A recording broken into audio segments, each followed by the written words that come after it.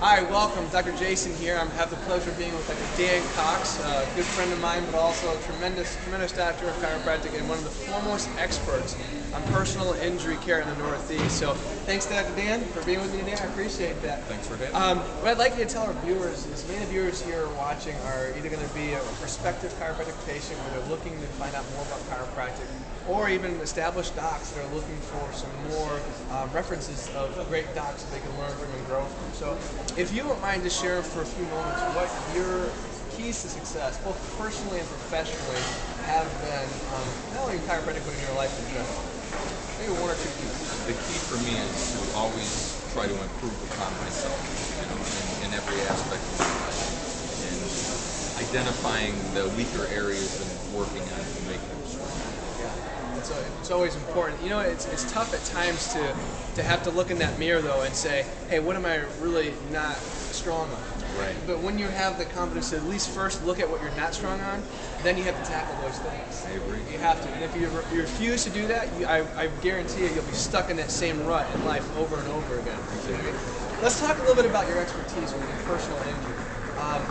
If you can, for some of our viewers, whether it be doctors or potential patients that are involved in a car accident, tell me some of the latest medical or chiropractic research that's supporting the need for chiropractic care, and even dispel some of the myths, if you would, that, oh, my car was barely damaged or just scratched, I'm fine, type of thing. I have a great interest in this area, and because of that, I had additional training. I became an accident reconstructionist. I went to Northwestern University. I am certified as an accident reconstructionist. I also have been involved in about 100 individual crash tests, and my area of You haven't actually been in a car, though, right? Not me. I would never do that. Knowing what I know.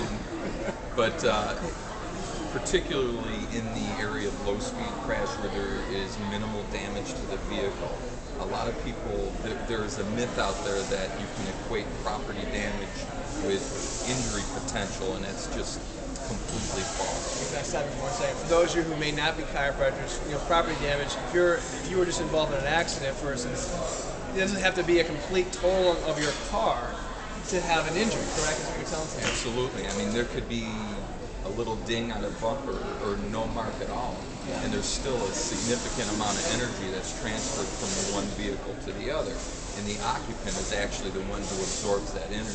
And not the car. And not the car. And the vehicles are made much safer now, but what a lot of people don't understand is the star rating. A car is given a specific rating. That rating is based on a frontal crash test. And the purpose of the crash test is to build a car whereby the engine or the drivetrain doesn't enter the occupant area.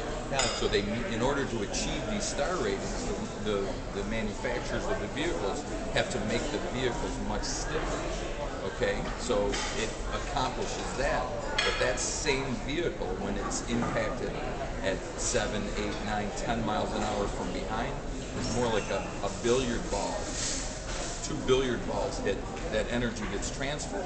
The car doesn't crumble like they used to years back. And that is the transfer of energy that the occupant absorbs. So just as I'm listening to you, the front end of the car has now gotten stiffer and stronger, and not so much even in the back end of the car. So if you're involved in a rear end, even at 3 to 5 miles an hour, your rear end is now absorbing a lot of that, but also it's not crumbling, but now you, the person or persons in the car, absorbing all that, because physics doesn't lie. No, it doesn't. I can drop this glass right here and it would smash, even if I believe it or not, right? Exactly, and these are the Newton's law, right? The laws that we use in order to calculate the transfer of energy. We call it in G-forces, which are the forces of gravity.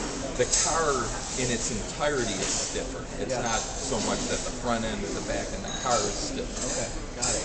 Well, thanks for your time, Dr. Dan. I appreciate it.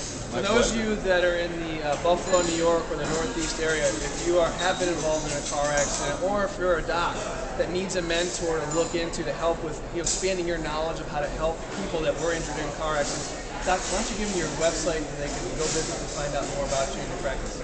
My practice is Dr.Dan Cox. I'm at 8370 Main Street. Our website is under construction right now. and I could be reached at 716-632-3435, and the name of my consulting business is Crash Metrics, and we are full service. We actually have myself, my partner, Dr.Dan Cox, is also an accident reconstructionist, and we have a orthopedic surgeon that's in our group. His name is Derek Fishkin.